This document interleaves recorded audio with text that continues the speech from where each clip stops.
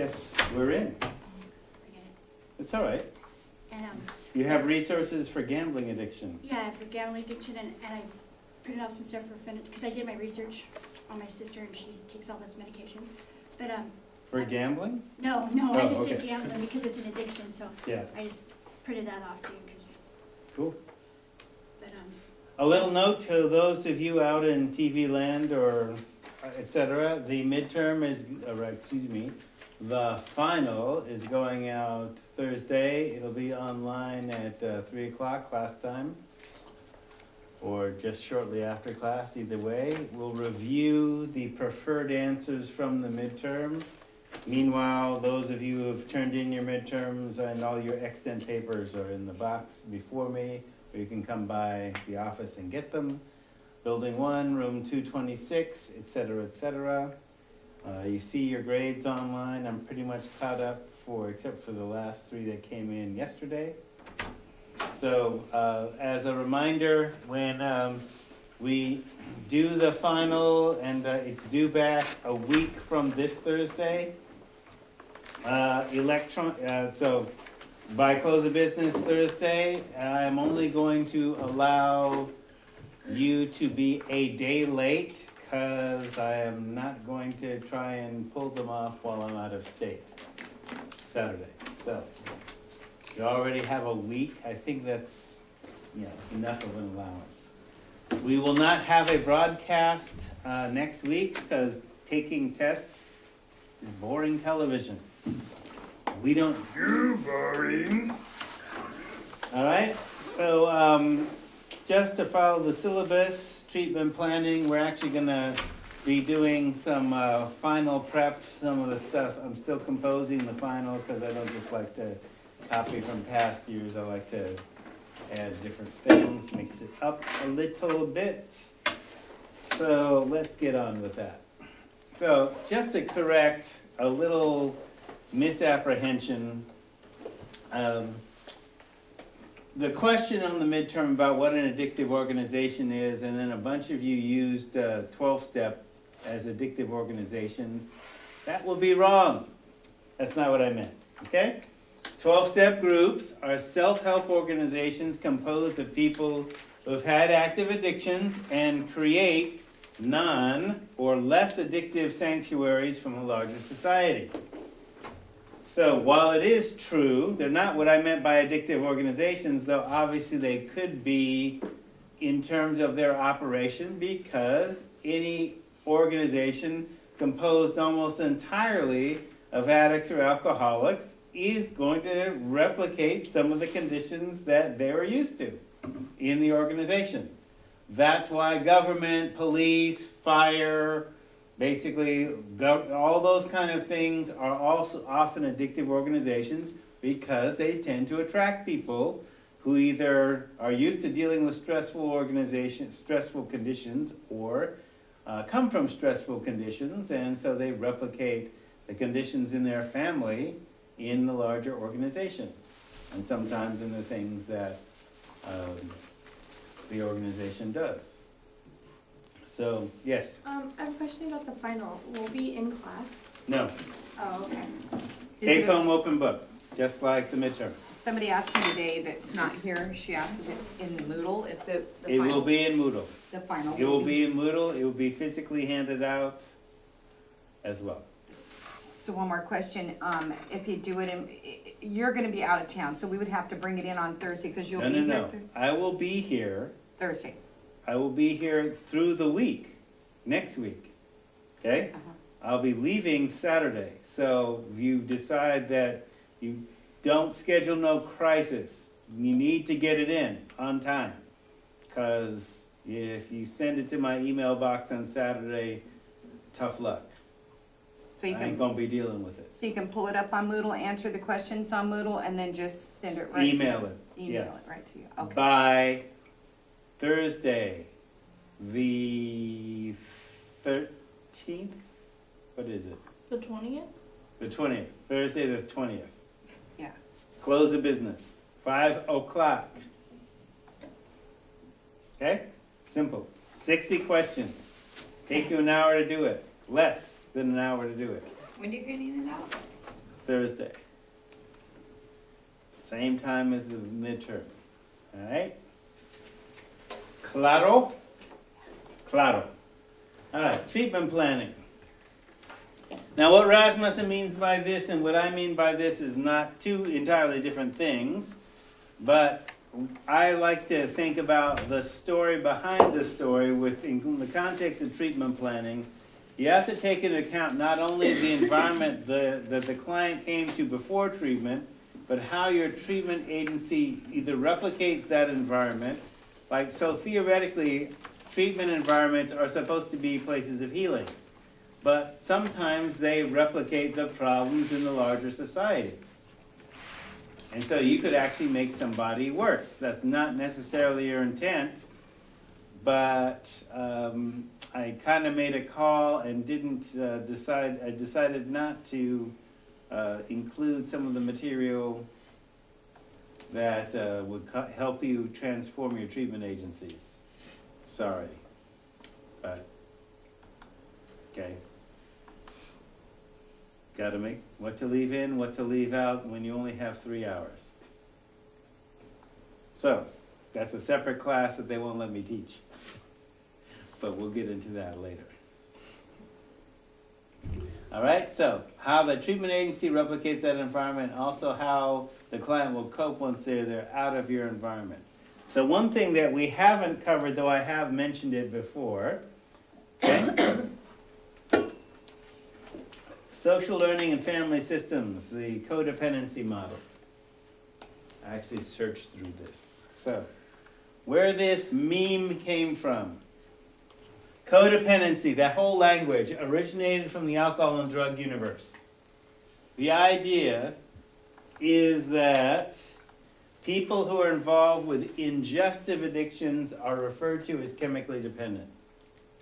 Now, obviously, because of the two broad categories of addiction, ingestive, things you take in, so alcohol and drugs, and eating disorders, things you take in, and process addictions can be just as involving because of they engage the brain reward system. People who are involved with addictions used to be referred to as chemically dependent, but obviously somebody who's addicted to gambling is not chemically dependent. It's because the chemicals are not coming from the outside. They're the brain reward chemicals. Right? Chemically dependent was the original idea before we started looking into the brain science. Right? A codependent then is a person who's in a primary relationship with a practicing addict or alcoholic, or who maintains an addictive system or process. Okay? Now, later in the broadcast, we start talking about some of the psychological theories that involve how do people replicate these things psychologically. Basically, it's like conditioning.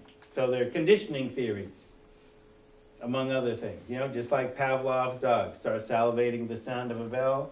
Start having cravings at the sight of whatever, or the smell of, or whatever it is. All right? So codependent is a person who's in a primary relationship. That could be a love relationship. It could be parent-child. It could be teacher-student. It could be boss to employee. It could be any number of things. A fellow employee, primary relationship where you have face-to-face contact with them and their moods or whatever affect who and what you are, what you're doing. So when we talk about that, part of that language about dysfunctional families, okay? One of the synonyms, particularly in the 80s and 90s when this term became in vogue and there was, you know, the beginnings of the talk shows with, let's see, Donahue and Jerry Springer and Oprah and Dr. Phil, et cetera, codependent, dysfunctional families. So one of the synonyms for codependent family was dysfunctional. So if you use a dictionary definition, and people, for outside of psychology, people would think dysfunctional means non-functional. Well, it doesn't exactly. It's failing to perform the function that is normally expected. So that means healthy function. It's still functioning. Right? Unable to function emotionally as a social unit. Unable to function normally as a result of disease or impairment, which is usually the sense that people are talking about. But if you're not a pro, you don't think in medical terms. So even though Dr. Phil is a PhD, right, he's broadcasting to a civilian audience. So we can use these terms dysfunctional, but again, just like I've made the point with DSM, giving you a diagnosis does not show you the way out. And if you think that the way out is acting in terms of common sense, well, what's common sense now? And how many people do you know that are acting like they got some common sense? See, what does that mean, really? Failing to perform the function that is normally expected. So, which function is that? Right? Unable to function emotionally as a social unit. How does society teach you to function emotionally? I missed that lecture. Mm-hmm. Yeah. I feel like society, like, at least for like men, I feel like it suppresses their emotions. Yes. Men are not taught to feel emotions, or taught not to express their emotions. And certain systems, particularly military, particularly corporate, don't allow you to do that. You know, when you talk about people losing their shit, well, that means their control, their emotional control. Okay, and usually in those systems, for example, you know, if women are functioning in those systems, they are expected to act emotionally like men. Okay, so we know psychologically that's not healthy, that an addictive system does that. That would be your definition of an addictive system, addictive organization. Because in 12-step groups, you're allowed to have your emotions in group. That's exactly the point. Further underscoring, those are not addictive organizations compared to the rest of society. Right? Unable to function normally as a result of disease or impairment. So, what is normal when disease is so widespread? So, people of a certain age, you know, like for example, my wife called me this morning from California and she goes, well, you know, people under 40, nobody under 40 has a landline. Well, yeah, and I'm thinking, right, because we're thinking, you know, of moving and going to move the landlines, right, in addition to, you know, the cell. Well, why? Because the landlines will work even when the cell phones don't. Yeah. So what if you can't text to a landline? Big deal. Pick up the phone and talk to somebody if you're going to text them. More efficient. But anyway, so what's normal when disease is so widespread? My point being, right, if in my generation where the normal TV family was like Ozzie and Harriet, the Brady Bunch, in my case, the Cosby family, all right, so my family actually resembled the Cosby family, 2 black professionals with kids of varying degrees of impairment, shall we say, whatever, you know? But now you've got, what is that show, Modern Family? Multilingual, you know, gay couple adopting, et cetera, et cetera, et cetera. Like, okay, what's normal these days, right? People trip about that kind of, oh, well, is that, well, that's more normal than you might think. Uh-huh. So, what's normal? So, functioning in the presence of great pain. So, a friend of mine, Terry Tafoya, who is a Taos Pueblo Warm Springs storyteller and also clinical psychologist, says of the term dysfunctional, what it means is dysfunctional is not non-functional. And that's, I agree with that. Dysfunctional is functioning in the presence of great pain. So he's Native American healing systems, we look at the emotions first. You got to heal the emotions first. If you don't do that, nothing else works. So in that particular worldview, functioning in the presence of great pain. So if you're in physical pain, don't you favor the wounded part? Don't you protect it? Put a brace on it, put a bandage on it, whatever. Keep it from getting banged. Don't let people bang your owies. So what if the injured part is an injured heart that is emotionally? Don't you protect yourself from wounding? Of course. And how many places could you be wounded at? I mean, I basically left someone who has social anxiety, which is not just a made-up thing. It's like crowds of people freak him out. And he's a performer. So, yeah. Doing classroom presentations, doing performances, you freaked out more than just stage jitters? Yeah, you got a problem. His background has added to his psychology.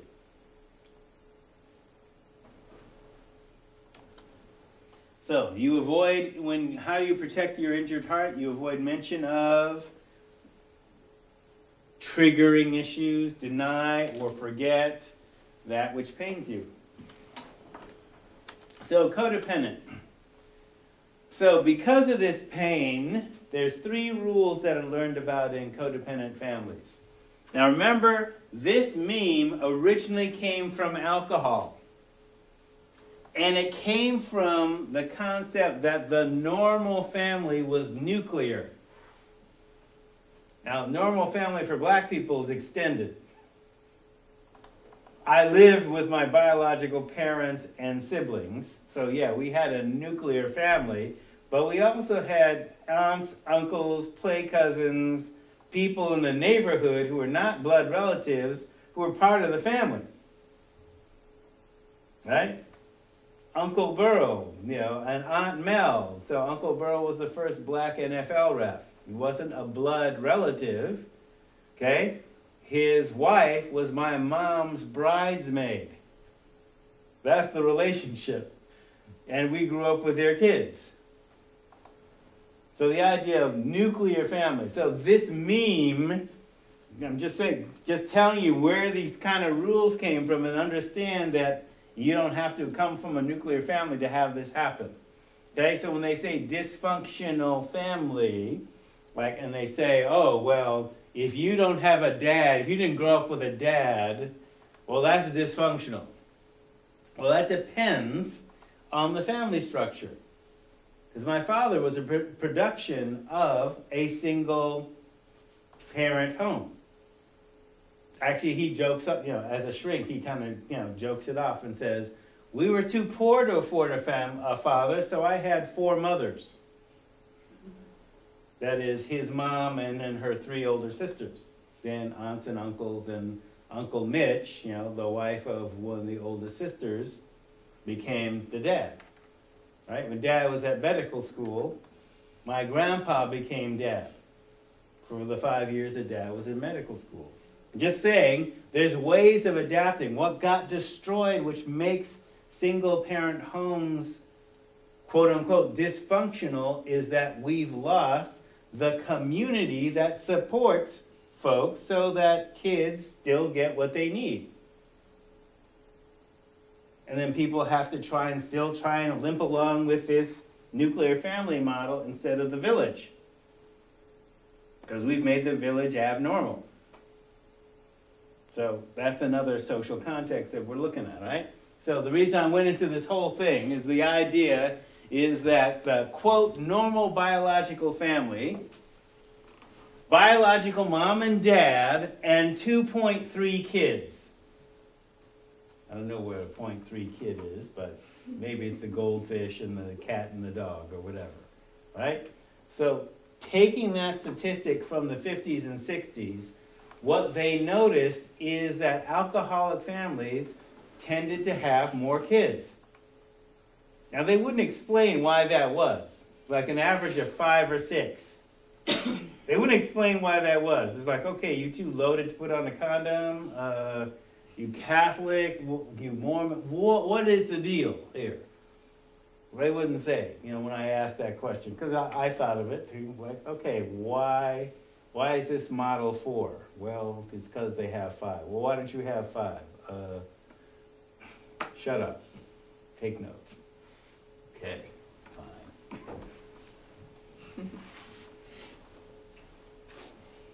All right, so there's the basic rule. Don't talk, and in red, about what's wrong. Don't trust. They lie. They let you down. They make promises they don't keep. And don't feel. I'm fine. You know that acronym for fine, right? Mm-hmm.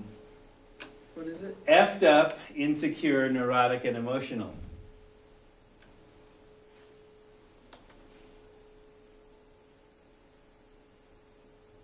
Okay, don't talk, don't trust, don't feel. And so in alcoholic families, which is where the meme came from, well, this would be true. Okay, we don't talk about dad's alcoholism or mom's alcoholism or the parents' alcoholism. That's just accepted as normal.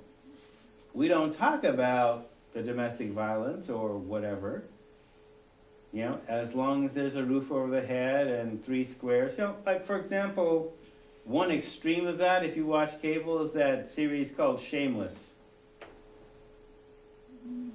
Like, that's everything. Yeah, that's insane. But how do people grow up through that? Because that is actually some people's lives.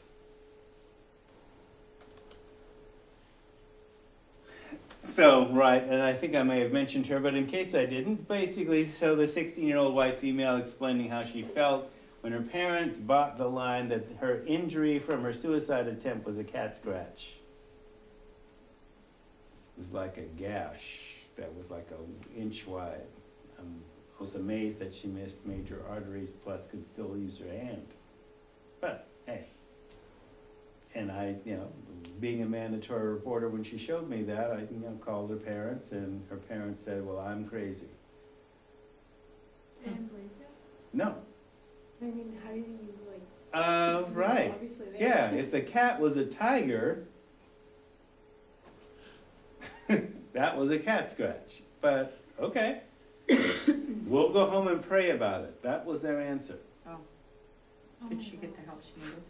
Eventually, she was pissed off at me, but, she came back 3 months later because, this is, for going to church 5 nights a week was not getting to deal with her stuff. And there wasn't current alcoholism in the house at the time, but there was other stuff going on. Not sexual abuse, but basically people, dad was essentially being a dry drunk. And then basically overcompensating for religion, throwing himself into that. What So kind of because, religion were huh? they? What kind of religion were they? Oh, some really fundamentalist thing. Here. So. Okay, and I'm not downing religion. I'm just saying sometimes, okay, you need to face your problems and you need to do more than just pray. Praying ain't making it go away. Sometimes they're not the people you want to bring things up to. Yeah. Well, right. Which is, why she came to me, so.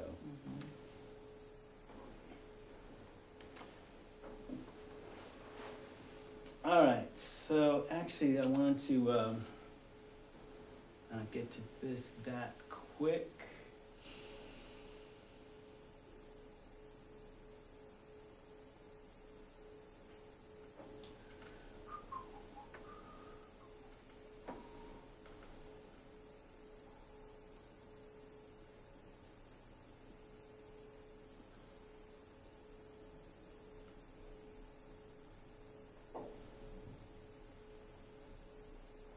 Because it is about treatment. All right.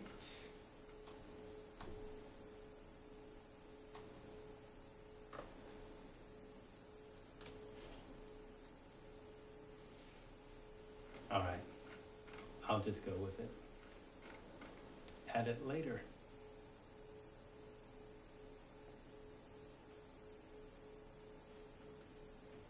Okay, so quickly then. Do people have to be slaves to forces they neither understand or control? So this is old psychology, pre-computer psychology. They can be free. So how might they? So theoretically, what we'll look at is an emotional vocabulary, but let's start with an emotional vocabulary now with a brainstorm. How many emotions can you think of?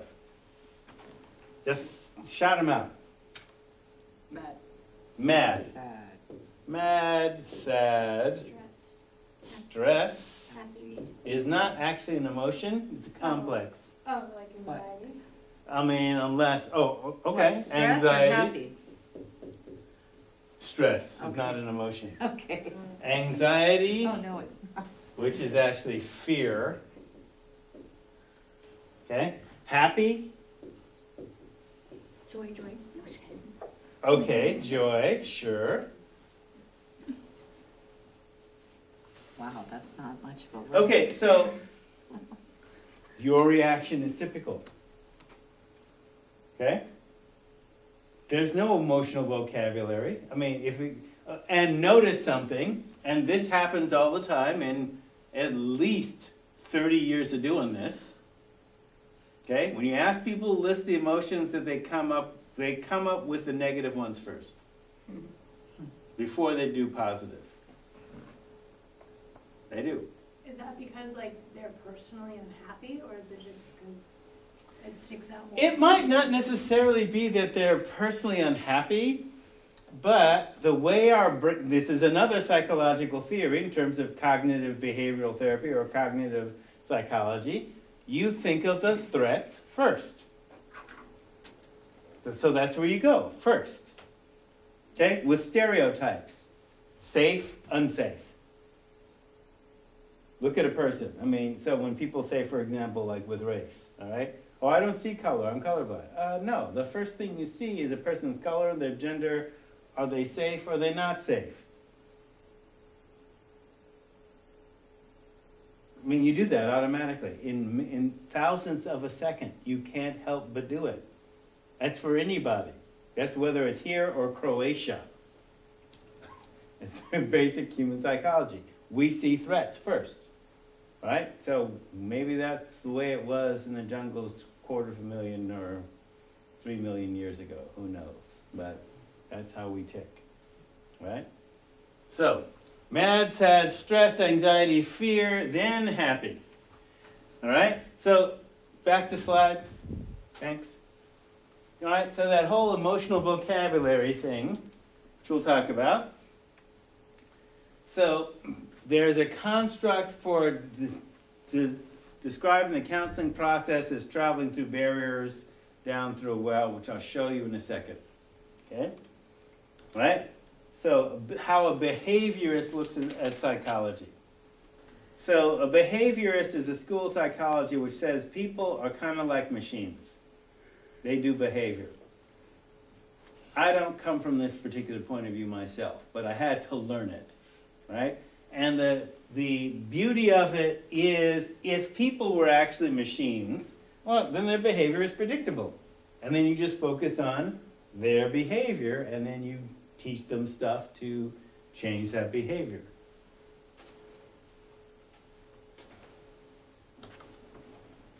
So, I'm transpersonalist, as you know. Behaviorist model is mechanistic, materialistic. There's no real room for spirituality within it. And it does work very well if you need simplicity. You can easily reproduce it in a laboratory, hence evidence-based treatments, cognitive behavioral therapy. So, it's popular, right? So theoretically, respondent conditioning and operant conditioning. The tension reduction hypothesis, blood alcohol discrimination. All right, so these first four are the basic ideas on which treatment was built. That is treatment beyond 12-step.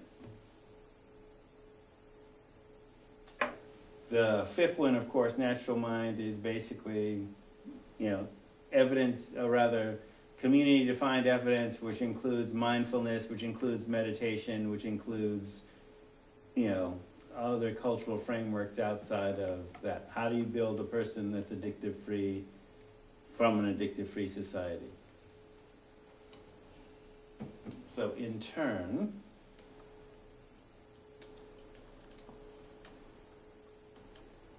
respondent conditioning.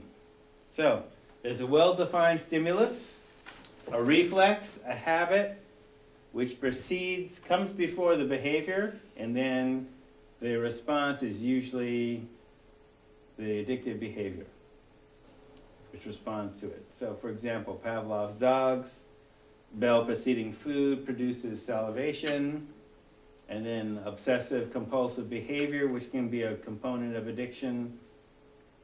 You think about it, you do. Think, do. Think, do. Reflex. It's respondent conditioning. You're responding to a stimuli. Okay, so stimuli are addictive triggers. That's where that language comes from. Triggers. I'm triggered. Click. Click. Click. Okay? Euphoric recall. Part of what euphoric recall is you remember you like whiskey, you like beer, you like wine, you had too much to drink, you puke, you drive the porcelain bus, you have some kind of negative outcome, but you remember the sweet taste or how it made you feel the initial glow. That's euphoric recall. You don't remember the bad stuff, you remember only the good. This reinforces then doing the behavior again. Yeah? Would an aversion be, contradict that theory, though? Sometimes, if the aversion is powerful enough, and you remember it, right? Sometimes it could be powerful enough. I had a conversation in my office like an hour ago where people, who are in recovery kind of remembering, why I like this, why I didn't like this. Whiskey made me mean, tequila made me fight, but Captain Morgan always made me feel the warm, fuzzy feeling. Okay.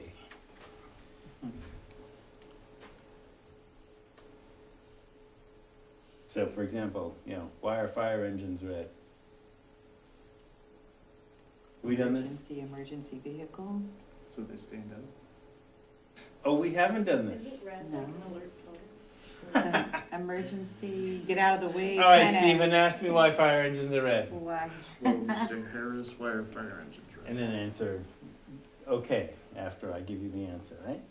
So, why are fire engines red, Stephen? Well, the reason fire engines are red because everybody knows that there are 4 ladders and 3 men in a fire engine, right? Yes. Okay? And everybody knows that 3 times 4 is 12. Mm-hmm. Okay? And there's 12 inches in a ruler. Yeah. And Queen Elizabeth, she was a ruler. Mm-hmm. And she had ships that sailed the sea. Mm-hmm. And in the sea, there are fish. And the fish have fins. Okay. And the Finns fought the Russians. And that's why fire engines are red, Stephen, because they're always Russian. Okay, memories associative. Like memories, okay? The bigger picture of the joke doesn't show up till, it seems off the wall till you get to the punchline. And you go, okay, kind of off the wall, what are you saying here? People's drug experiences, every time you use, you're creating a new memory. And the connection is not just the drug, but everything you did on the drug that's on this side of a blackout is retained in memory. And sometimes some stuff on the other side of a blackout is retained. So it doesn't always look logical, but your brain makes sense of it, or attempts to make sense of it, right? With this conditioning, respondent conditioning, right? So, fire engines are red because, right, 4 ladders, 3 men, that whole thing. We want to feel good. Things are addictive because we want to feel good. If one is good, more is better. As a rule, one more can't hurt. If I don't know, it can't hurt me. If I'm 3 sheets to the wind, I don't know where I've been. What?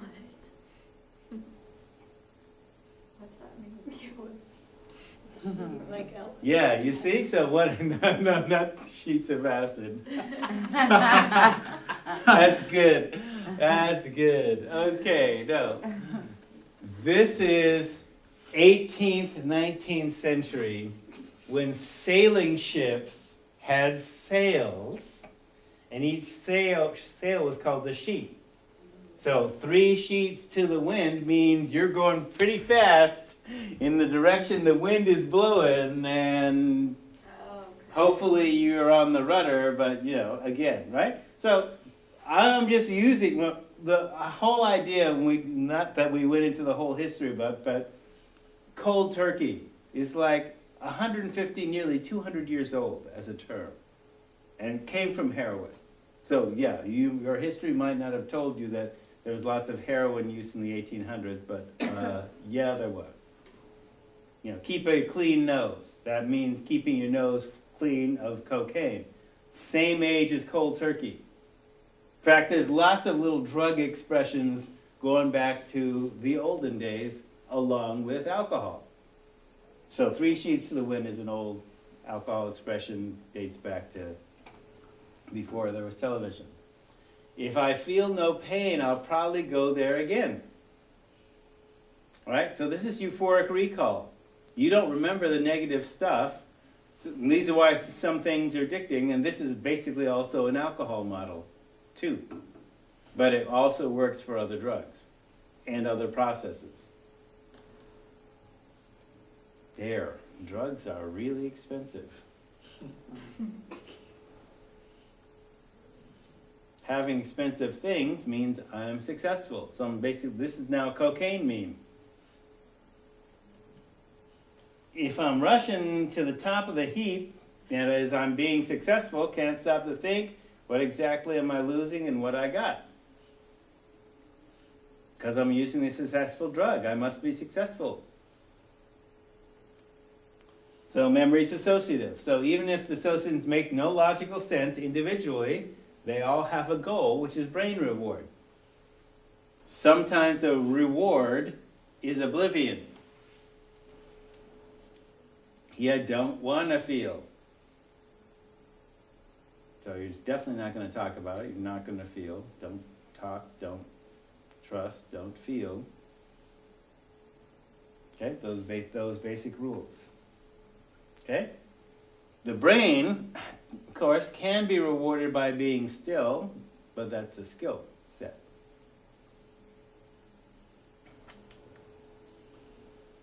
Stillness and tranquility set things in order in the universe. All right, so let me show you the well, because I mentioned that. Might as well give it to you.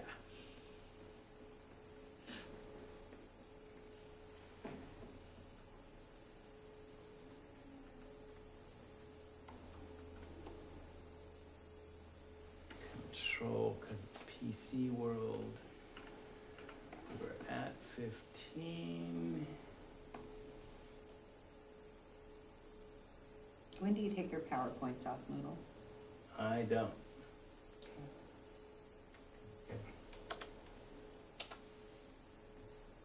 But you can ask me for them because I can. All right, so this is what we, in basic training for, there's a class called, in the state training system called Basic Counseling Skills. So I started adding elements from that, and so here's the idea of what the counseling process is. So first, this diamond. This is your original nature. It is, before you're a baby, even, before you're a baby and when you're a baby, if you had nurturing, etc., you got the unconscious message even before you could think that I am lovable, I'm beautiful, I'm capable, I'm needed, I'm important. And that's the message inside the diamond, shall we say. But as Buddha says, life is suffering. Okay? So this becomes like the diamond in the rough. Or if you will, this diamond got dropped into a sewer. That's life. So in this sewer you get, you're stupid, you're ugly, you have guilt, you were unwanted, you have anger, hurt and anger. You feel unwanted, worthless, weak, powerless. All that stuff surrounds the diamond. The diamond is essentially untouched. But rather than focus on the diamond, you focus on the shit that surrounds it. Okay? So the counseling process is basically trying to get you to experience the diamond directly and not the stuff that it's in so much. So, as an example, let's start at the top then. So the counseling process, there's denial, nothing wrong here. And then thinking about how I feel. So for example, stress is not a primary emotional word. It's a thinking word, which may be a term for anxiety, which is another term for fear. People don't experience anxiety, they experience fear about the future.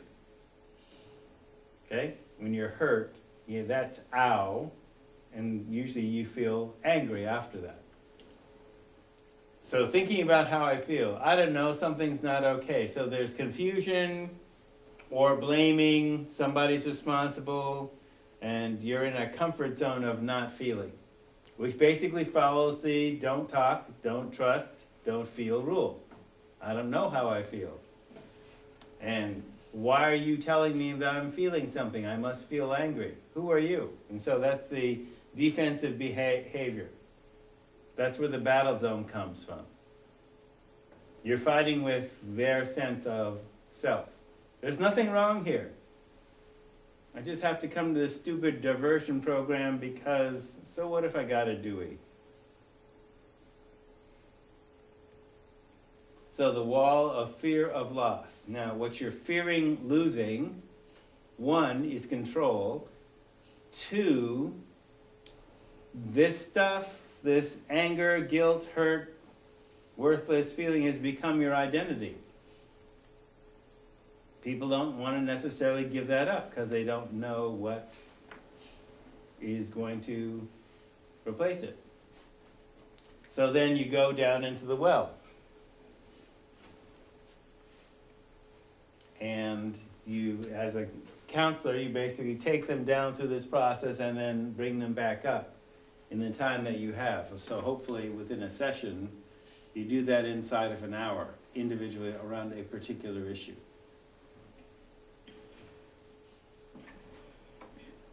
In my case, before they have to go to math class or English or whatever.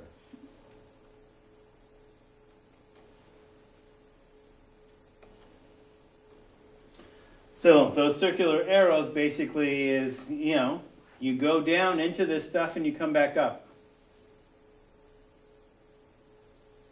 And then you experience different layers of it until you can let it go. And let it go doesn't mean you stop remembering it. It just doesn't have the same hold it does over you, is one way of describing it.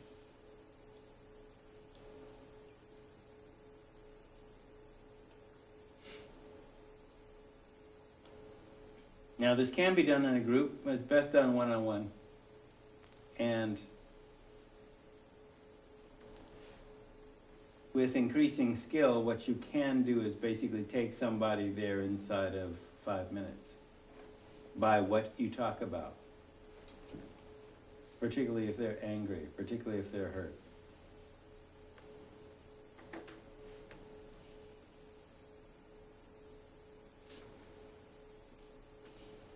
All right, so continuing, operant conditioning.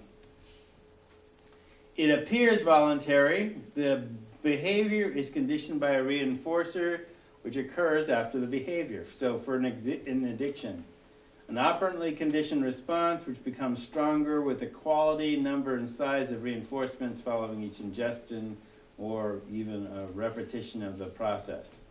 So for example, this is also explained if it's a drug, right? Let's say that you're let me be dangerous today. Let me say that you're a pot connoisseur. All right, you have a medical card. Okay, so what condition are you treating? What strain are you using to treat that condition?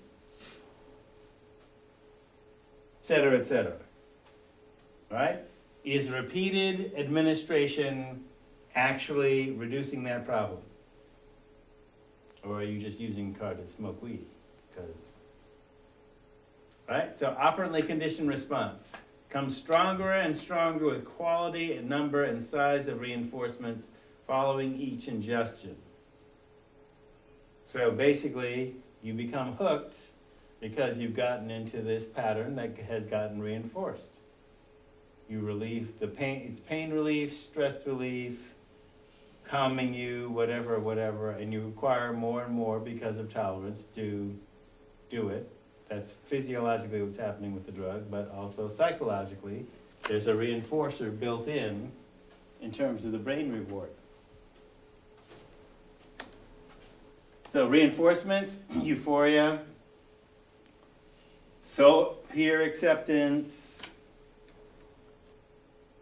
elimination of withdrawal sickness, the drug does that, or craving if there is no withdrawal. So that would be an internal reinforcer. Euphoria would be an internal reinforcer. And if you have a drug using or process using peer group, all your friends do it. So we look at that within treatment, in a treatment context, in terms of treatment planning.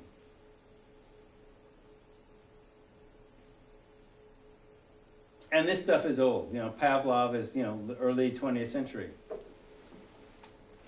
This stuff was taught in psychology, certainly, it's still being taught today, but we didn't have the brain research to kind of back it up. So realistically, that operant condition appears voluntary. Behavior can also be conditioned by environmental reinforcers called advertising, or also association means, which influence behavior in those who are not conscious and who do not shield or immediately disinfect. By shielding, I mean, can you walk through a store, seeing the advertise and ignore it? Not be influenced by it. Does it make you shaky or not? Oh, I know what you're doing. I'm not gonna do that.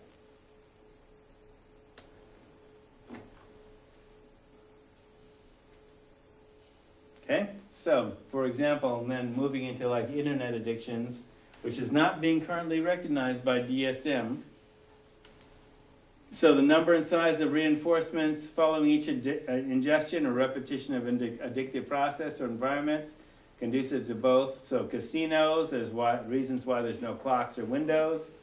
Lowered cost booze, free food, which is usually, drug food, high in sugar, fat, and salt. A chat room, online, a bar, party, restaurant. Environments are structured to reinforce addictive behavior. So those reinforcements again.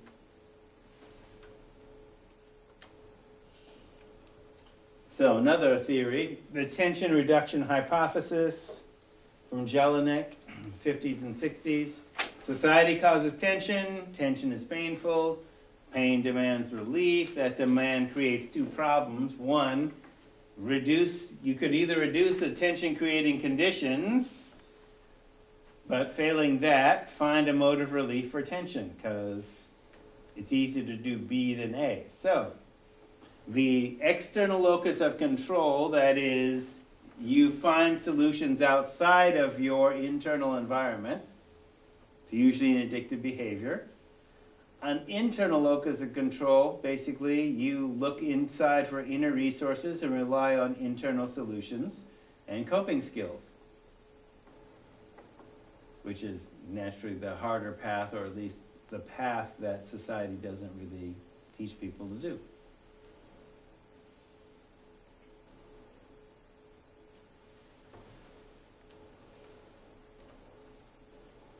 Blood alcohol discrimination.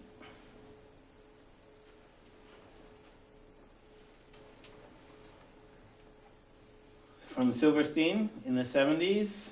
Okay, so non-alcoholics are able to discern blood alcohol levels using internal cues, which are accurate, assuming, of course, they're in touch enough with their bodies to be aware of it. You know, how drunk are you? But how drunk you are changes because your nervous system is designed to adapt. So when it's saying non-alcoholic, they're using the 1956 and also part of the ASAM criteria, which means you haven't developed tolerance and you haven't developed an addictive relationship to alcohol. And you're tuned in enough to your body to understand how loaded you are at an early stage. Okay? You have an awareness of your sensorium. So if I haven't used that word before, the sensory components of the brain and nervous system that deal with the receiving and interpreting of external stimuli, all the sensory functions in the body considered as a single unit. So the simple way of thinking about sensorium is how you feel in your body. Like, for example, you know, ever felt a cold coming on? Mm-hmm. How do you know that? Where do you feel that? Your nervous system. You're aware of your system. Your nervous system is giving you signal. How stoned are you? How drunk are you? Coming on to acid, how do you know? Do you have electric body? Ceiling trailers? Seeing pink elephants? Whatever. Okay? So alcoholics are generally unable to accurately gauge internal cues. There's a lack of body awareness. And since our society doesn't teach body awareness to begin with, it's easy for people to develop an addictive pattern with this so that they're already beyond blood alcohol discrimination. I'm not as think as you drunk I am. Right? So due to tolerance and conditioning in society towards binge drinking, people are unaware that they're able to, they can't do blood alcohol discrimination. So this is really at an early stage. Sometimes people aren't able to count how many drinks they have. They simply don't remember. And also that confusion in society about what constitutes a drink rather than a dose of alcohol, which is why I started with that. Right? Buzzed, how buzzed you are changes due to tolerance. People have to use external cues, that is body weight, that is their ideal body weight plus the number of drinks. Generally, abstinence works better than moderation in the United States because there's no social structures within the United States towards moderation. Okay? In Europe, for example, moderation is called controlled drinking. They have all kinds of social supports, increased sanctions, no advertising, et cetera, which support controlled drinking, things that we don't have here. Right, so remember when I say moderation, that's like 1 dose if you're female, 2 doses if you're male in a day. Responsible drinking means staying under legally drunk, period, end of discussion. So notice, the beer companies, the alcohol companies don't tell you that or even use that medical value. I mean, that's a medical value. Yeah. There are no advertisements at all in Europe? It depends on the country we're talking about. Oh, okay. I was talking about the old Swedish model where before they sold absolute vodka, absolute alcohol in Sweden was a government monopoly. So Absolute was exported, so there's no Absolute ads in Sweden. And that's that side of their government. On the in-country side of their government, no alcohol available sold on weekends. What? No alcohol sold on weekends. I wasn't stuttering. Legally drunk is .04. First offense, you lose your license for 6 months. That's being Okay. legally? Like you're when you're legal? Legal, yeah. Legally drunk, well, legally drunk is .04. That's one. No advertising in country at all. 0. Wow. No acquiring alcohol. State-run liquor stores did not sell alcohol on weekends. I don't You could understand drink the in a point. restaurant if you're 16, but only with a parent or an adult, and then again, not to intoxication, with a meal. How does So, that work for them? well, it worked pretty well for them in terms of reducing alcohol problems. Wow. Better than here, relatively. I mean, just think of what America would be with no alcohol advertising. That's At why all. I'm so shocked, because like that would not happen here. Right. Well, okay, so that's why we don't do controlled drinking here. Doesn't work. So drink responsibly. Well, yeah, drink responsibly, haha. Yeah, what does that mean? Without defining it. They don't have to advertise in their country because they're still exporting it all to here. Sure, well, not So all. I what's mean, the- we have well, they sold Absolute Vodka to us, or a company that, Oh, really? yeah, they sold that off. So, controlled drinking doesn't seem to have the same cultural supports here. For example, yeah, I just told you the Swedish alcohol policy model, which may have changed. So, in terms of looking at treatment, one of the things that I teach here through the Recovery Center is the concept of first stage cleanup. This is usually like on an outpatient basis, but it goes like this.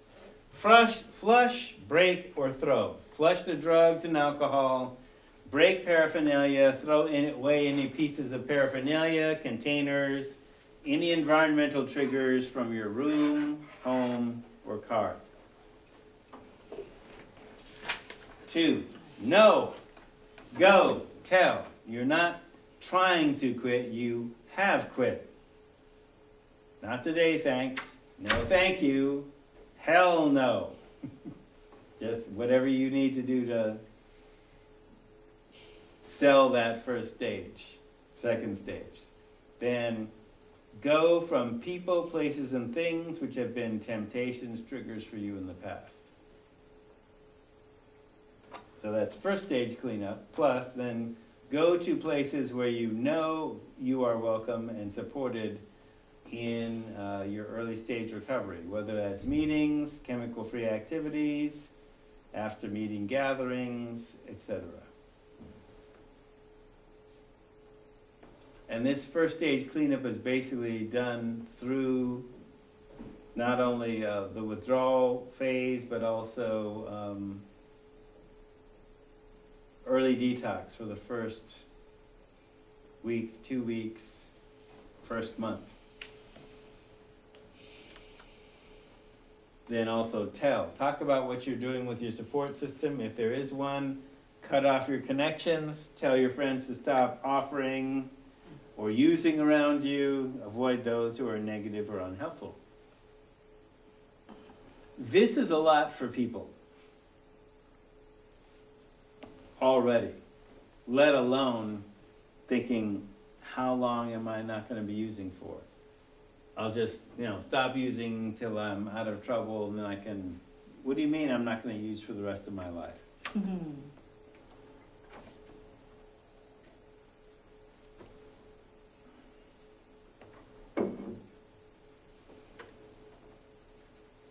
So in treatment redesign, right? So this is after first stage cleanup. So people often do a range of activities. There could be at-home detox,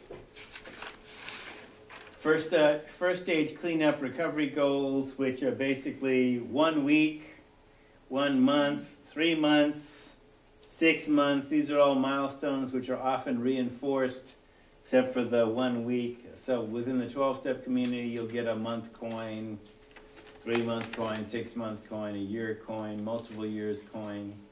So 1 year, 3 months, 3 years, 5 years, 10 years. These are all milestones. Yeah. Why not 2 years? You say like 1 year and 3 years. Well, for example, 3 years, I mean, 2 years is good. 3 years, though, is like for meth. Okay, where we're basically saying the brain is going to return more or less to the new normal after 3 years of meth recovery.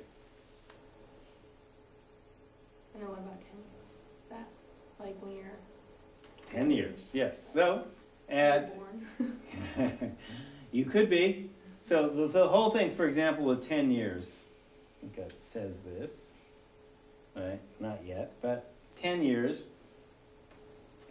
Once you reach 10 years, you're not necessarily fighting the drug addiction. You have, if you followed the correct path, and what I mean by correct path is you stop just fighting your use of the drug. The drug is no longer a coping skill and hasn't been a coping skill for so long it isn't even on the list. But definitely it is at the top of the list for the first year to 3 years for folks. But then we want to basically begin replacing the drug use or the non-use with other skills that will supplant the conditioning that was brought about by our use. So when we talk about natural mind, emotional vocabulary, emotional intelligence, here's one of the things that starts happening physiologically in year 1 and year 2. Actually, before year 1 and year 2, but let's say for sure year 1 and year 2. Your body starts waking up. And you start feeling in places that you didn't feel. So what you're feeling is emotions that have been stored in places in your body that are not being blocked by your use. And sometimes this can freak people out. What, am I sick? Is it cancer? Is it? No. Your use has had an emotional impact. Those emotions have been felt in your body.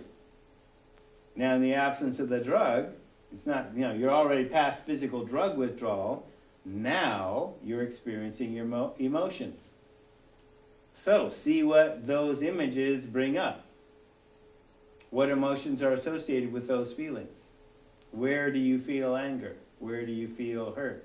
Where do you feel fear? Where do you feel anxiety? All right? So when we talk about natural mind, whether it's meditation or exercise, etc., then an emotional vocabulary beyond what we brainstormed here. And then emotional intelligence. How do you handle your new feelings now?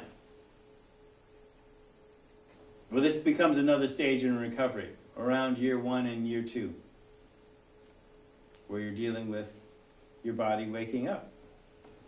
And sometimes within a 12-step framework, they think, oh, well, that's relapse behavior. No, your body's waking up, physiologically.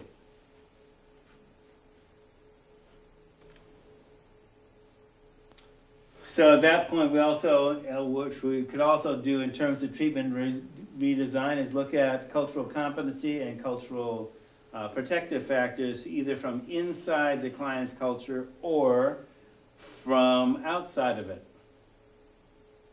That work. Sexual health.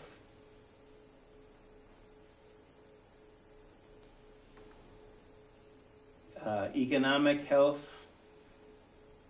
Particularly if you've been underground economy or you have a prison record and they're not going to hire you. Okay, if you're not going to be an employee, how can you run a legal business? A legal business.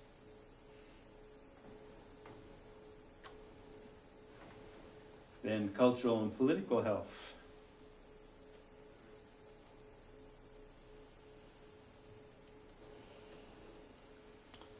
So some cultures, especially those cultures that are built around understanding the history and the politics and the economics, like African and other cultures like that, we have to look at the history because that affects the individual.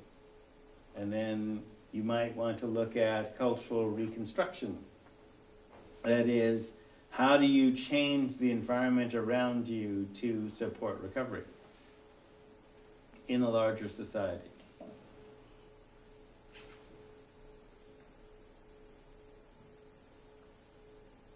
So the first to second year.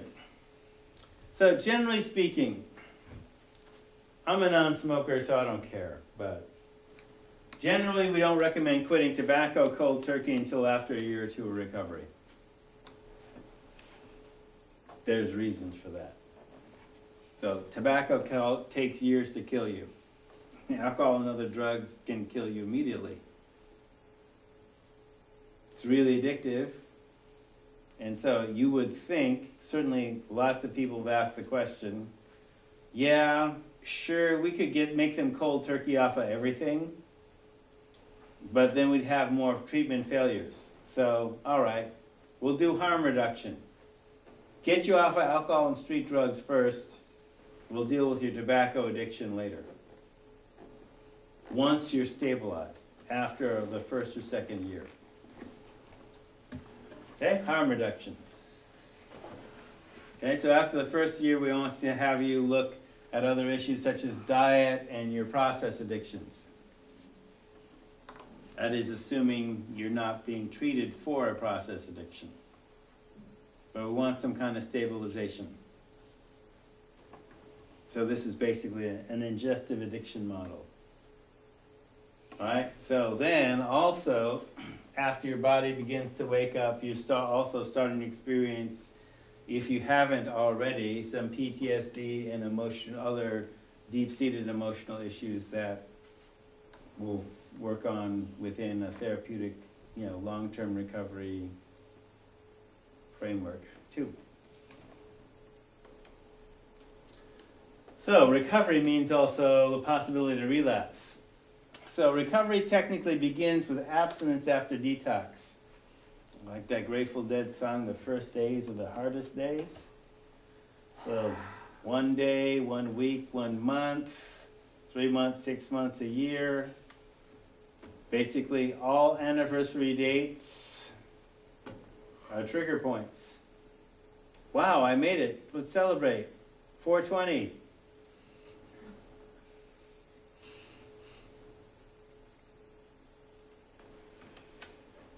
Long-term recovery can begin depending on the way, different programs have different rules. So, for example, long-term in recovery in NA could be like 3 years. In AA, they'll still think you're a baby. So long-term recovery can begin from 5 years to a decade, but abstinence alone is not recovery. Physical recovery from some drugs, particularly meth, takes 3 years.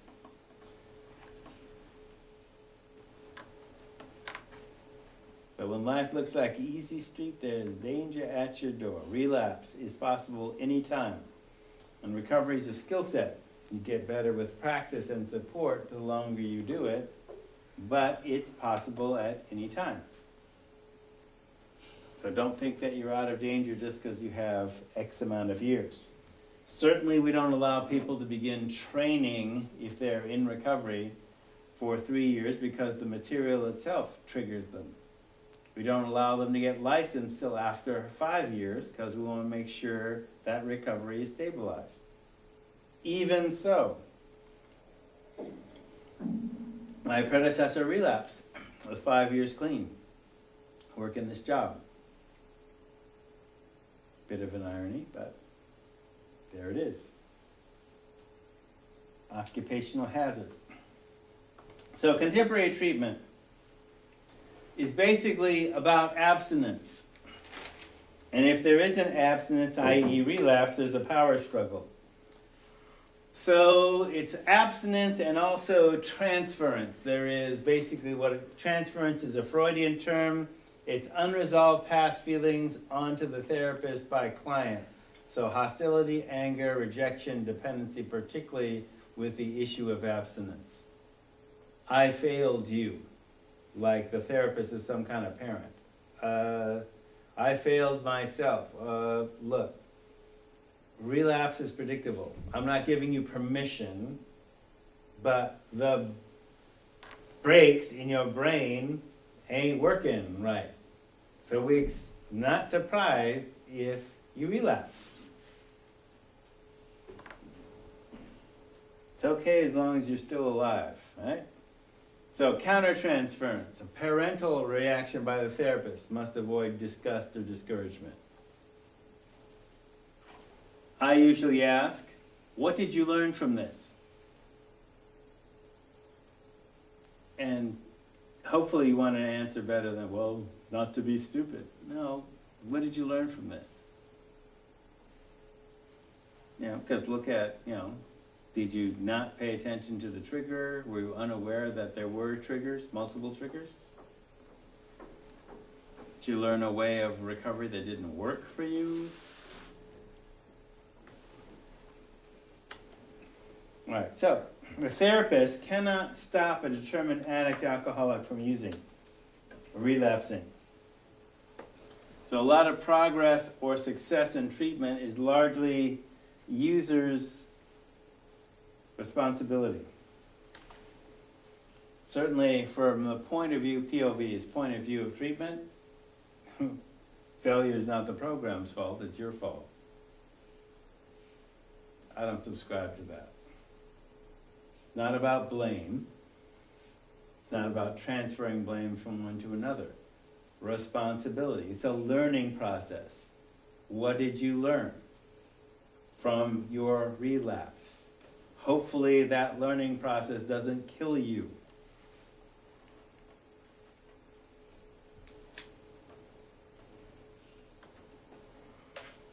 So the idea is then we stack the deck towards recovery by adding certain things beyond the limitations of the particular framework of the treatment program or your particular philosophical treatment if that isn't working.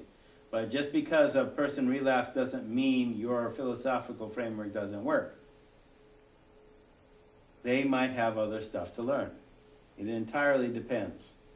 Also, in terms of a harm reduction approach, you know, if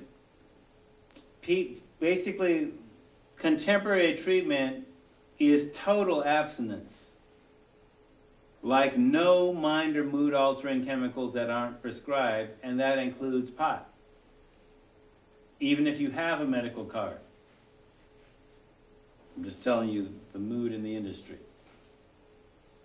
We don't certify drug counselors with a medical marijuana card in this state because they don't do that nationally.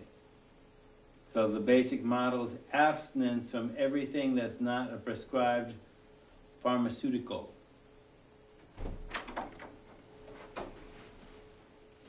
Copy that. Okay, that's the basic model of contemporary treatment. So some people will think, okay, well, you didn't relapse on heroin, but you're smoking weed. And this is why I basically said, look, watch out for clients dodging into weed from white dope. It's predictable. Yeah, it's harm reduction. Yes, it's less toxic, less dangerous, but they're still altering their mind or their mood. And they can basically get more heavily into weed than they did with heroin or alcohol because that's what they do. That's what they're used to doing. They're not into feeling their raw emotions unshielded. So. Okay, so without being over religious, then 12-step programs attempt to use a spiritual framework to break through the ego defense structure identified by psychology. So you could say that spirituality is a lived sense of connection to something greater than yourself. Humans are not generally born disconnected. This disconnection is a learned behavior. Just like in the alcoholic family in our society, you're learn to be disconnected from other people. Spiritual disconnection, that is not having that sense of connection, is a requirement for addiction to begin.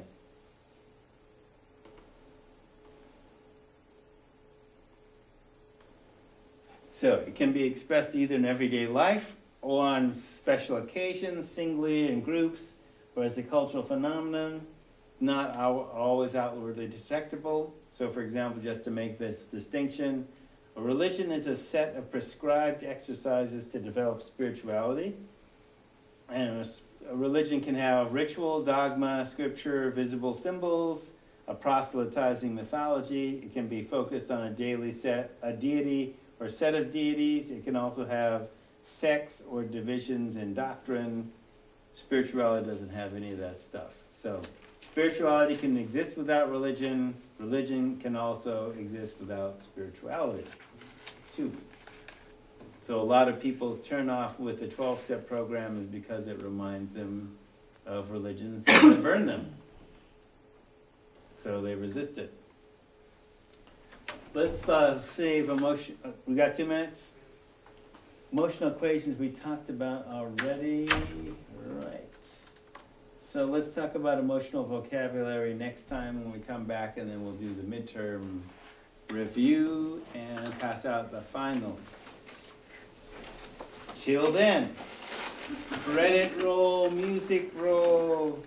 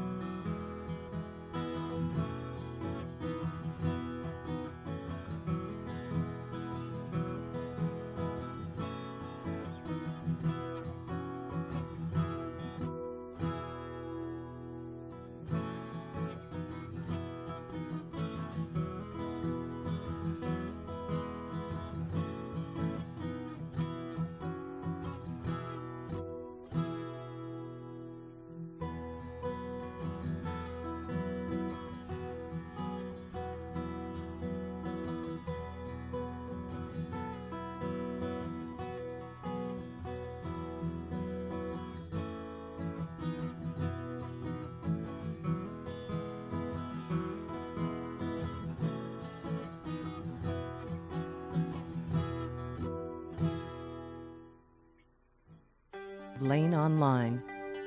Learn, unlearn, relearn.